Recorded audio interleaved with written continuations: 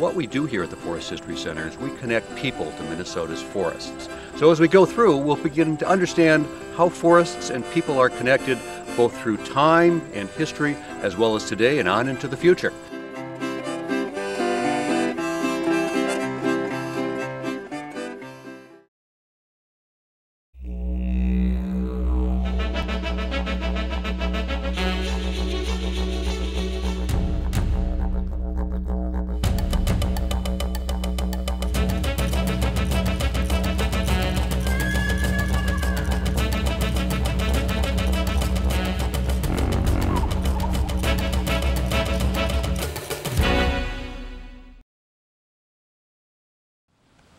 As I was coming down the road, I saw this sign that said Forest History Center. And then I drove in, I saw this sign, and I went inside to ask somebody, and I got the manager, what is this facility about? It's a logging camp. I took the tour, I couldn't believe what I saw. I videotaped it, and I want you to see what I saw. It's really quite a place.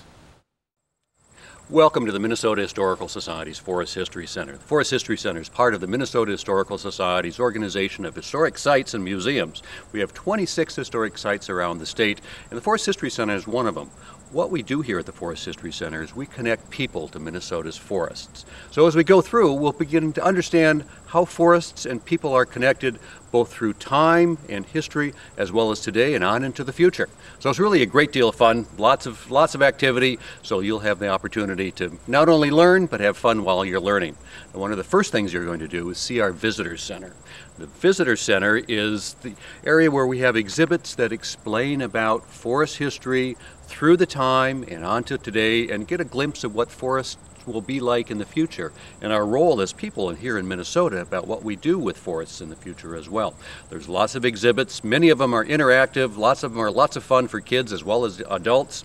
So there's a great deal of time that can be spent right at the Visitor Center, and that Visitor Center is open 12 months out of the year. The Forest History Center is actually open 7 days a week. Now we have two different types of season. In the summer, we're open Memorial Weekend through Labor Day weekend, 7 days a week, Monday through Saturday from 10 to 5 and Sundays noon to 5. And there we have a whole host of activities and opportunities to have fun and learn about the forests of Minnesota.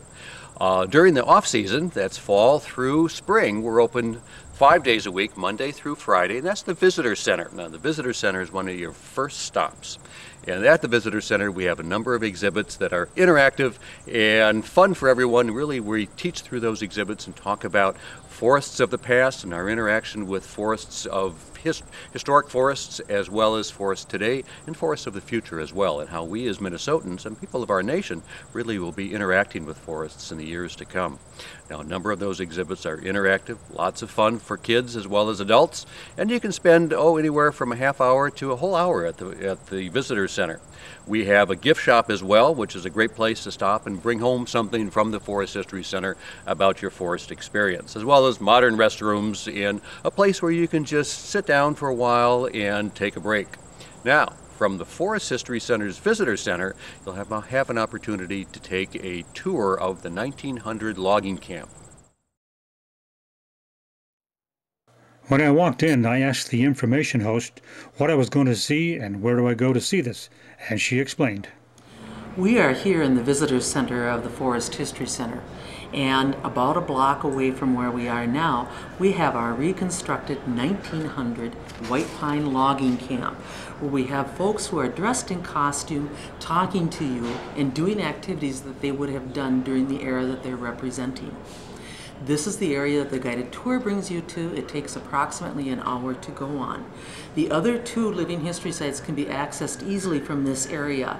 If you choose to take the path by the horse barns, you will arrive at the River WANIGAN, where we're talking about log drives, or the path that goes by the blacksmith shop finds you arriving at the Minnesota Forest Service Cabin in 1934. And that'll start in about 10 minutes? Absolutely. I joined the others going on the tour, and we went out the opposite door we came in to a patio in the back area waiting for our tour guide. Well, you got your imaginations with you?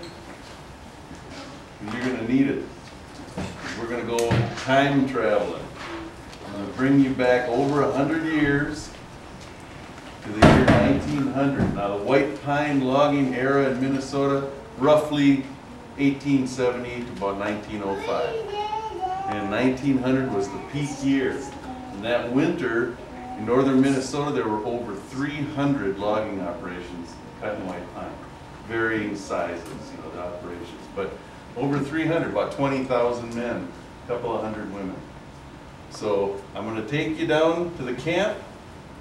Down there, it's Saturday, December 15th. Like I say, the year 1900. And that's because horse logging is winter work. Freeze up to break up is the season. We have to have frozen ground. We need ice on the road in order to handle the heavy loads that we're bringing down the river. So use your imagination. My job as the tour guide is to try to get you through this camp in about an hour. And that sounds like a long time, but there's a lot of camp to see. So just remember, at the end of the tour, feel free to walk around, and if there's other questions you forgot to ask or something you want to re-explore, feel free to do that. So why don't you follow me and take a couple minutes for us to get down there. We followed the tour guide down a short trail into the logging camp where it was winter of 1900, December as a matter of fact. And our first stop was going to be at a place called the WANIGAN. This is where the clerk presides and keeps all the records for the lumber camp, and also has various items for sale that the lumberjacks may need. At least it's a cozy job because he's inside for most of the winter. Let's listen in. Well, this is the company store, the WANIGAN. We keep track of all the who's working, how much they make, and how much they charge. There's no cash needed, but you can buy your Copenhagen snuff or Peerless pipe tobacco. We have some patent medicines we can get to the men, and it's all deducted from their pay. There's no cash used. If they wreck their clothes or need more clothes, we can help them out with that.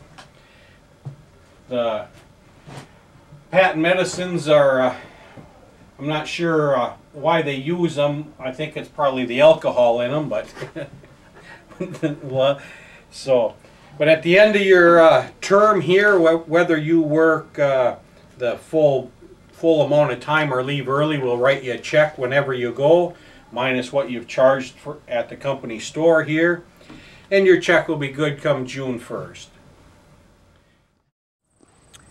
After learning a little bit about the function of the office and the logging camp and the logging functions, you'll get a chance to go to the sleep camp, sometimes called a bunkhouse, where you'll meet a bull cook. Now, a bull cook is someone that actually is sort of like the janitor for the camp. He takes care of all of the buildings, keeps them clean, makes sure they have enough firewood, and generally he sleeps during the day and works pretty much throughout the night, so you may have to wake him up.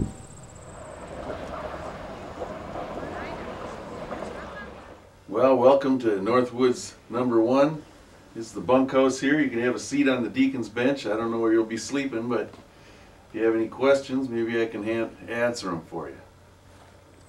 The next stop on the tour of the logging camp will be at the cook camp, sometimes called the cook shack. There you'll meet one of our cooks, or else the cookies. Now, the cookies are the cook's helper. Now, this person works 7 days a week. Remember, lumberjacks, you learned that they work 6 days a week. Cook has to work, and along with his or her cookies, work 7 days a week, feeding the lumberjacks, feeding all 80 men, 3 meals a day. You'll learn where the food comes from, how it was prepared, and really how important food and the cook were in logging camps at this time. If you can imagine yourself working in the deep woods of northern Minnesota throughout the whole winter, while the wages were important, really eating becomes paramount, because you want to make sure that you have as much food and as much energy and good food as possible. Logging camps are really known for really good food.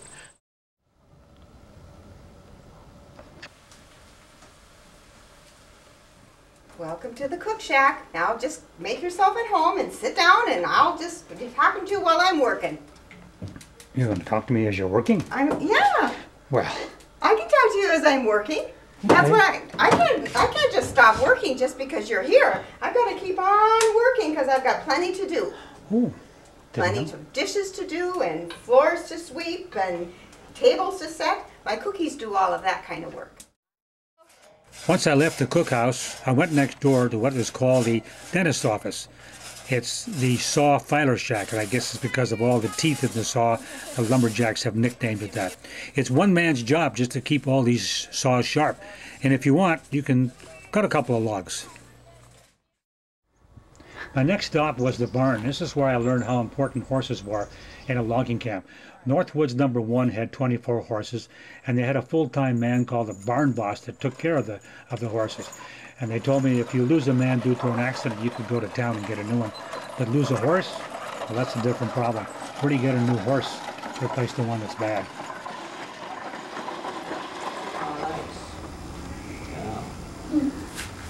Now, this one here is Luke. This one here is Max. Luther and my name. Your name is Luke? Lucas. Lucas? But Luther and my name. Oh, Luther's your name, okay. Well, the thing when it comes to naming horses and dogs, it's best if you keep it short.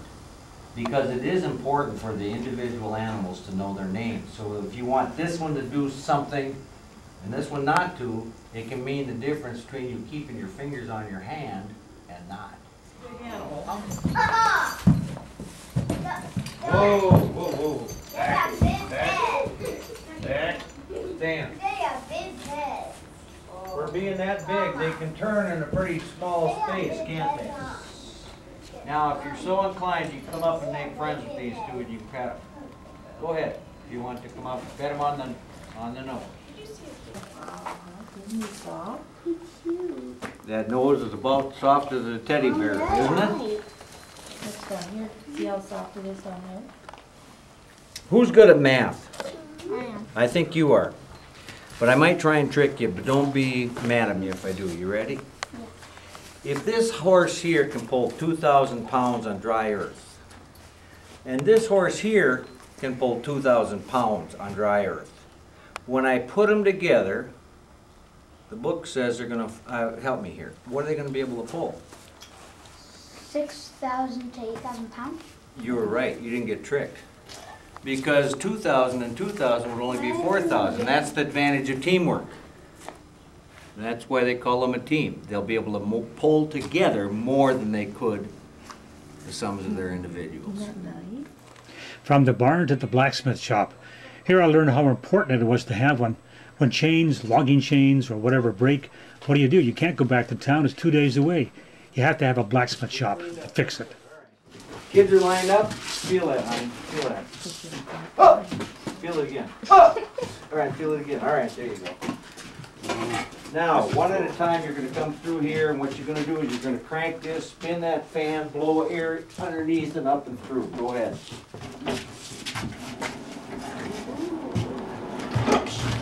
Did you get a I little... hit myself really hard, like on my foot or something. Did I kick you? No, it's You're like fired. a pokey thing or some metal or something. Come on, Ben, get a flame rolling here. Sure wasn't a hodag or an agri-pelter or something like that was getting you? Those bad. Are those bad?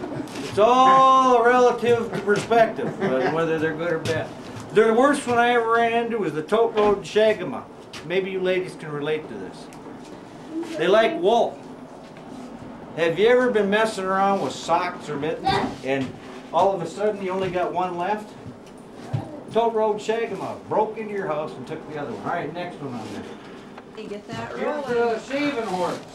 It's a muscle in. Same differential. It's got two jaws, big jaw, little jaw. You want to make that new spoke for your wagon wheel, there you go. You can't be running off to town every time you need something, can you?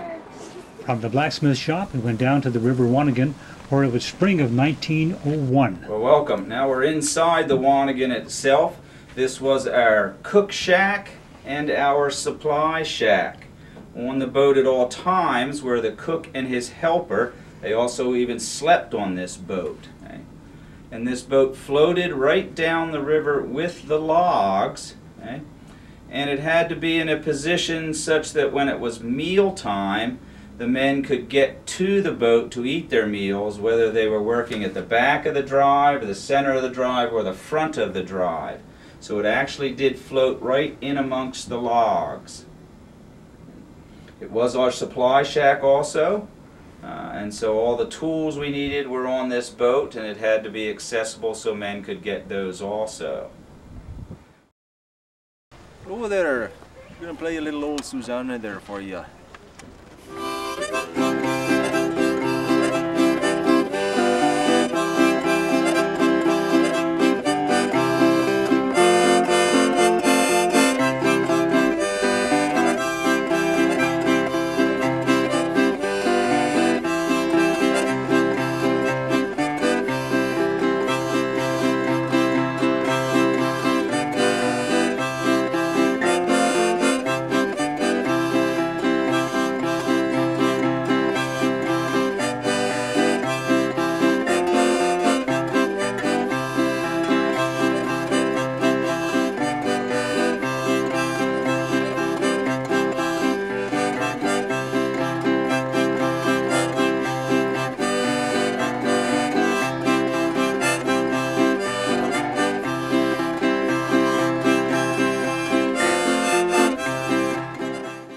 There always seems to be music in the logging camp. Besides the guitar and the squeeze box, every once in a while there's a special surprise.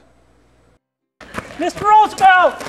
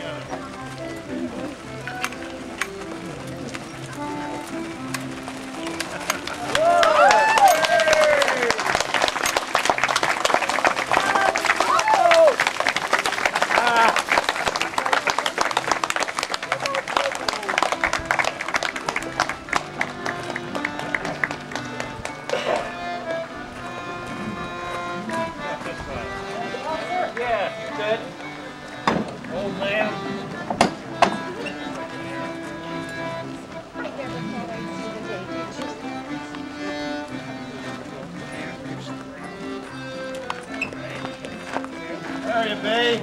How are you, sir? Good to see you. Thank you. Good afternoon! I am delighted to be here. President Roosevelt was gracious enough to spend part of the afternoon posing for family photos, and later on he stood on a lumber wagon and gave a talk about what he was going to do for conservation. Can till can't. You take that with your other hand. Yeah. And now you break it off. Oh, I break it off? Break it off. Okay. And you smell the flowers. Oh, exceptional. Well, it's not every day you get a chance to meet President Teddy Roosevelt, and that made the day very special. We have one more special event coming up just after a little bit of squeeze box music. Well, folks, before we part, I would like to give you a little melody just to remember us by.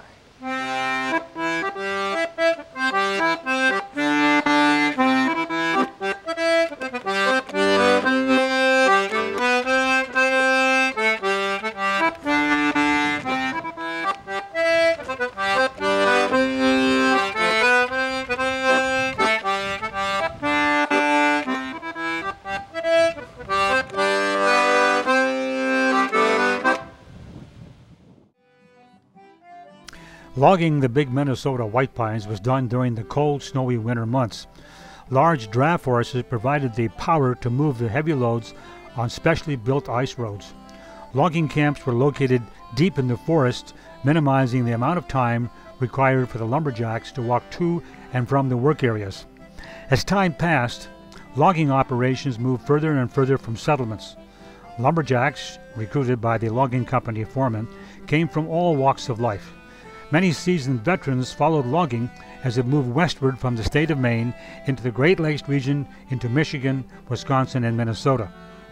Many Minnesota lumberjacks were farmers, iron ore miners, seasonal laborers, and even newly arrived immigrants seeking their fortune in the pineries. Life in the camps meant being away from home for a long period of time. Being away from family during the holiday season was hard for many lumberjacks. Celebrating Christmas with a day off from the vigorous work schedule was something they looked forward to. Christmas in the Logging Camp is a program that celebrates the sacrifices these brave men made for their families. DUANE Burrell, known as Canute Around Camp, has put 3 fine black Percheron mares, Patty, Lady, and Queen, to work moving people to and from the camp. In the old logging days, logging camp visitors would have used snowshoes to walk from town to the camp, unless they were fortunate enough to catch a ride with the tote sleigh that was supplying food and materials to the camps from the warehouse in towns. Tote sleigh drivers didn't always welcome riders, as the extra weight meant more work for their horses. Ladies, the middle one. She's Queen's on the left, Patty's on the right. Most of the horses we got working in the camp here today are Percherons. We do have one Belgian working today.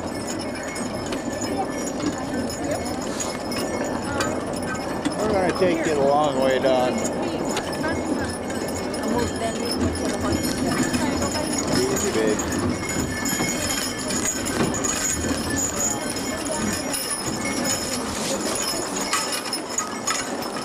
Pretty snowy today. If you or your family, and especially the kids, have never experienced a sleigh ride pulled by horses into a 1900 period logging camp, then the special weekend in December is the time to do it. To find out which weekend, call the Forest History Center in December and they'll tell you when they're going to have Christmas in the logging camp. It's quite an experience, especially for the younger ones. After a day or two on the tote road, the smell of wood smoke and the sight of a camp in the distance was a welcome relief for the worried tote master and his horses. Gary Mann, a teamster from International Falls, is shown here taking his fine team of Percheron geldings, Harley and Felix, up the hill. Teamsters often brought their own horses to camp and rented them to the company for the season. A good team in 1900 netted the owner about $25 a month. Morning.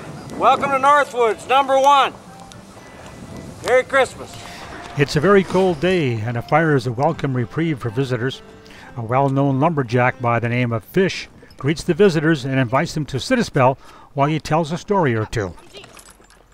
In the old times, women and Belgian draft horses were a rare sight in the logging camp. Vicki Lehman and her fine Belgian named Fuller show how one horse can get the job done. Bud, Max, and Mick, a trio of Percherons owned by Ed Niels Nelson of Hibbing, are eager to get to work. Logging horses powered the camps, skidding logs, cross-hauling sleds, and pulling large loads of logs from the woods to the landings on the river.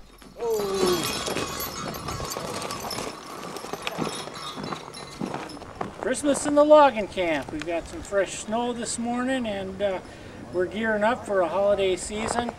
After weeks of hard work, we're looking forward to a little turkey and a special meal, and well, Cook's Bacon Meal Arrogant Pie this year. Can't beat that. Horses, maybe even give them a little extra oats on that day. Even they appreciate a day off once in a while. Christmas in the logging camp gave people the opportunity to meet the draft horses and the teamsters close up and personal. Members of the North Star Draft Horse Association volunteer their time and horses for the event. The gentle horses seem to enjoy the extra attention. Most logging camp horses were young, between 6 and 12 years old. Percherons came in black, gray, and white. Gray Percherons are born black, but lighten as they age. By the time they hit their teens, they're snow white. Percherons were the predominant breed of horses used in logging camps because they were the most common breed being used for farming and city day work. The breed originated in France. The big animals were used as heavy war horses, ridden into battle by knights in shining armor. They were imported into the United States about the time of the Civil War.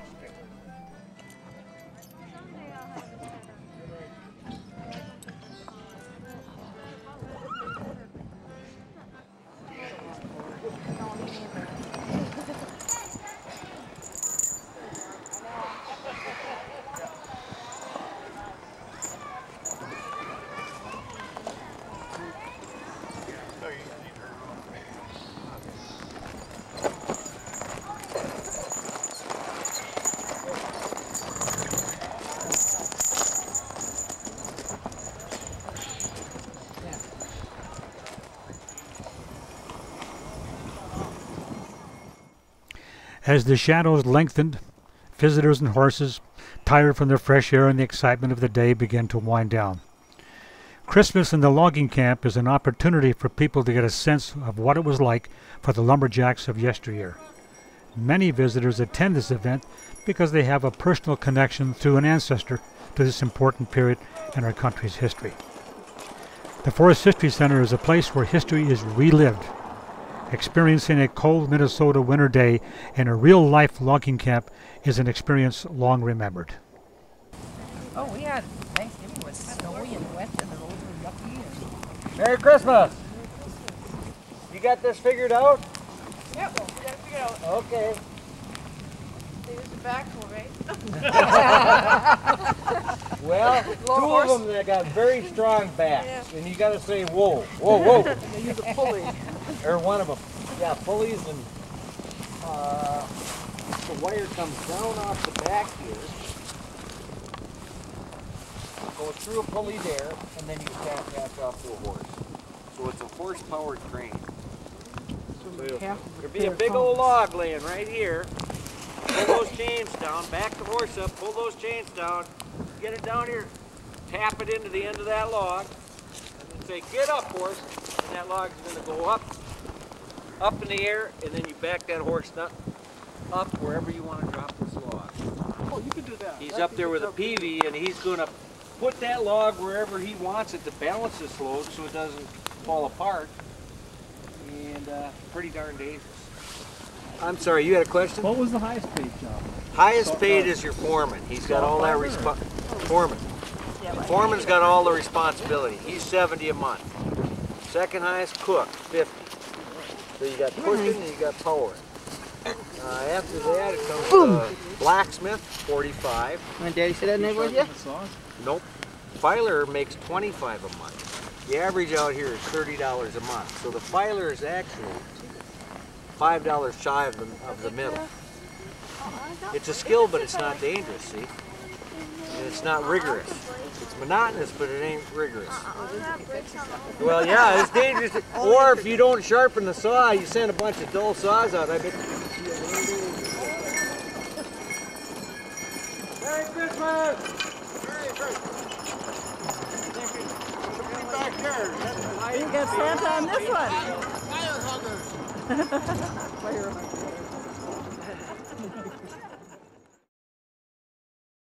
Forest History Center also has a series of special events throughout the summertime and on into the winter and spring and the fall as well. And you can find out more about these by one of two ways. You can give us a call, area code 218-327-4482, or go on our website, www.mnhs.org, and go to Forest History Center. It's really the simplest way of finding out all about the Forest History Center, as well as the Historical Society. So thanks for visiting. We hope we'll see you again.